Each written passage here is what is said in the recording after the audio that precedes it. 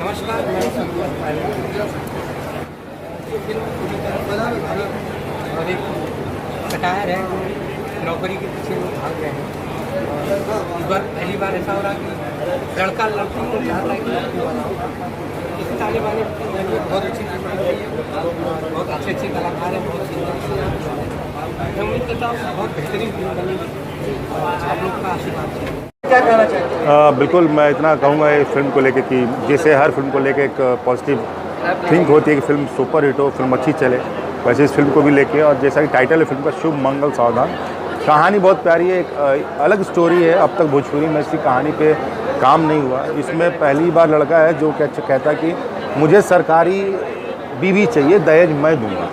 तो इस बार लड़का दहेज देना चाह रहा है लड़की को।